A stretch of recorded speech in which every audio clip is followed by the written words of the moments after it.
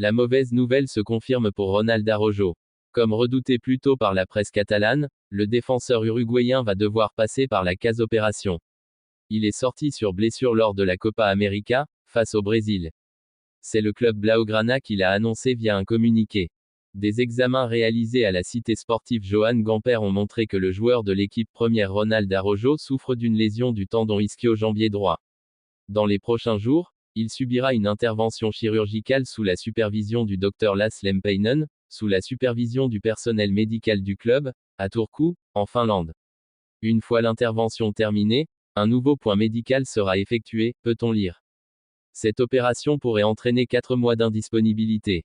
Pepe Conde, le préparateur physique, récemment recruté par le Barça, est en charge d'Ansu Fati durant ses premiers jours de pré-saison. L'ailier de 21 ans a une nouvelle opportunité de prouver sa valeur sous la direction de Hansi Flick. Le Barça espère que Fati pourra retrouver sa meilleure forme et pour cela, il a reçu un programme personnalisé pour optimiser sa condition physique. Pepe Conde, recommandé par Julio Tous, joue un rôle crucial dans cette préparation. Originaire de Cadix, Conde apporte une vaste expérience acquise à Séville, au Real Madrid et avec l'équipe nationale espagnole. Il doit désormais aider Fati à atteindre son plein potentiel au Barça. Conde remplace Ivan Torres, membre du staff de Xavi Hernandez, et a rejoint l'équipe barcelonaise après avoir quitté Séville en juin dernier.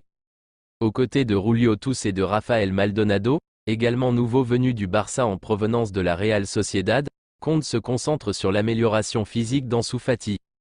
Maldonado se spécialise dans l'individualisation du travail de prévention et de réadaptation, complétant ainsi l'approche personnalisée pour Fati.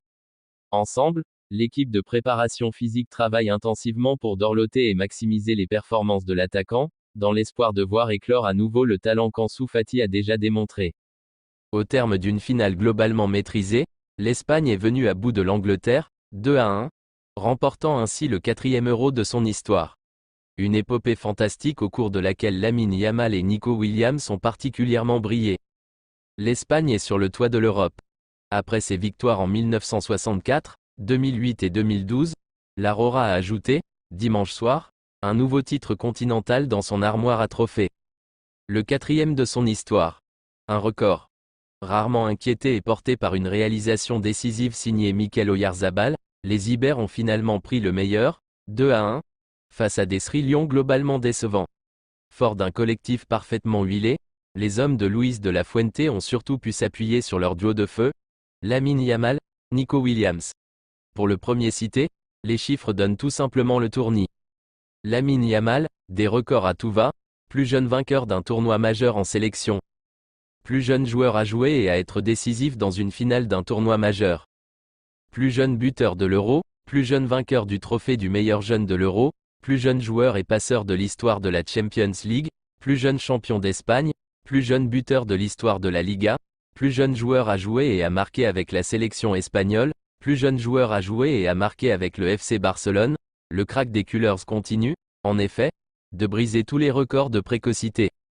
Du haut de ses 17 ans, Lamine Yamal s'impose aujourd'hui comme la principale révélation de cet Euro 2024. Meilleur passeur de la compétition avec 4 offrandes, le natif d'Esplugues de Llobregat n'a pas non plus manqué. Décisif sur l'ouverture du score en glissant parfaitement le cuir à son fidèle compagnon d'attaque, le gaucher d'1,78 m a, par ailleurs, fait preuve de toute sa classe face aux hommes de Gareth Southgate. Sur un petit nuage au coup de sifflet final, l'ailier barcelonais exultait logiquement au micro de beIN Sports. Je veux vraiment retourner en Espagne et célébrer avec tous les fans. Je veux aller avec ma famille pour célébrer maintenant. Je suis très heureux et très à l'aise avec mes coéquipiers. C'est un rêve pour mon anniversaire. Un rêve d'être avec ma famille pour célébrer, réussir à donner ce but, c'était dur au début, mais on remonte toujours et c'est pour cela qu'on gagne. Si je joue comme un vétéran, mes coéquipiers m'ont aidé, je suis très heureux. Hansi Flick, nouvellement en charge de Barcelone, ambitionne de transformer le club en adoptant une approche similaire à celle qui a fait le succès du Bayern Munich lorsqu'il était entraîneur. Inspiré par le modèle bavarois qui a conduit à la victoire en Ligue des Champions en 2020, Flick souhaite mettre en place une équipe dynamique et offensive, caractérisée par la présence d'ailiers puissants et efficaces. Selon les rapports de Mundo Deportivo, Flick vise à recréer cette formule avec des joueurs comme Lamine Yamal, dont les qualités rappellent celles de Serge Gnabry et Kingsley Coman au Bayern. Nico Williams est également sur sa liste de souhaits, le Barça étant intéressé par ses talents. En outre, Flick attache une grande importance à l'intégration des jeunes talents, issus de la célèbre académie de football espagnole.